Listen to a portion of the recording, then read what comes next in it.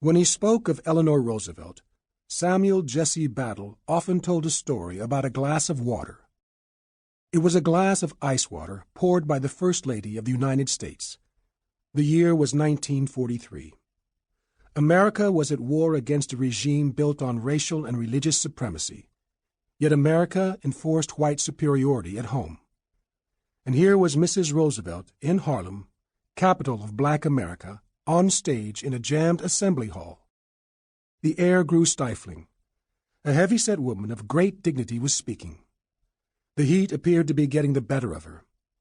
Mrs. Roosevelt walked to a pitcher of cold water, brought a glassful to the podium, and returned to her seat.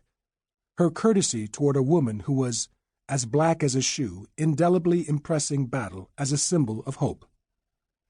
Now he gathers that memory and many others because one of America's best writers is coming so that they can tell the story of how the son of freed slaves had triumphed in New York, triumphed over New York. He remembers the tour guides who brought people to gawk at the colored policeman as if he were a zoo animal. He remembers the death threats and the swinging nightsticks. He remembers the hot night he saved a fallen white officer from a black mob. After 2 world wars and the Great Depression, the 20th century is at its halfway mark. So many of those who had been there are gone. So much is being forgotten. That will change with this book. He walks down the back stairway of the great old townhouse, carrying a pad of paper on which he has outlined the story in penciled longhand. Samuel Battle's step is firm. He is 6 feet 2 and 260 pounds, fuller in girth than when he had been in boxing trim, but still powerful at the age of 66. No wrinkles etch his deep brown skin. No gray flecks appear in his closely cropped hair. Somewhere along the way he has acquired reading glasses, but nothing else has gone wrong. He proudly attributes his physical condition to clean, moral living. Florence is in the kitchen with fresh produce. She shops downtown because the markets in Harlem have few fruits and vegetables. It is an hour's subway ride, but she insists on the trip because she keeps the house just so. Home had been Florence's domain from the start. 45 years of marriage, Battle smiles to think of her, a 16-year-old girl, taking in marriage a young man making his way as a red-capped luggage porter at the old Grand Central Depot.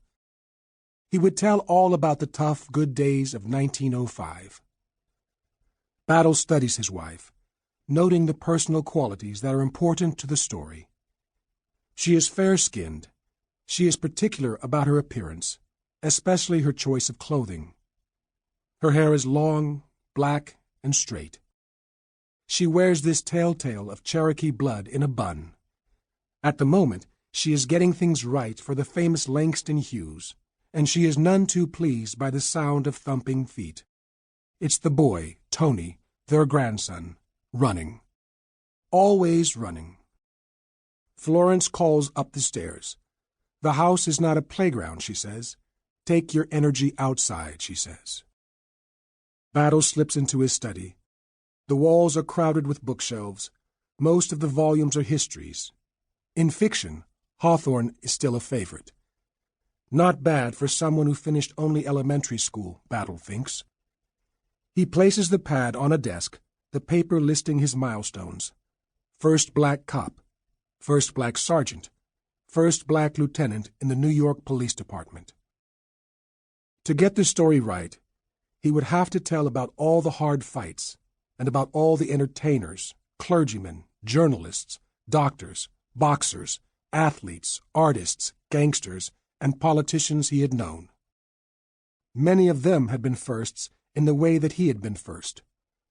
Through the long era, when segregation was not only legal but the norm, when no U.S. president would support even anti-lynching legislation, when white domination was enforced with unrelenting violence, Battle had lived on the frontier of the American black experience.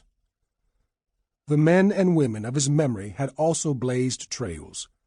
Collectively, they had formed the backbone of an American civil rights movement well before America discovered that America had a civil rights movement, well before America recognized that extraordinary men and women were indomitably at work bending the long moral arc. Wild and woolly New York would also be a big part of the story.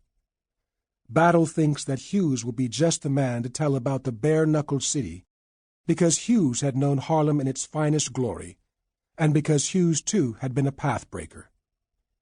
He seemed to have written about everything there was to write about, but nothing more so than about the lives of black Americans.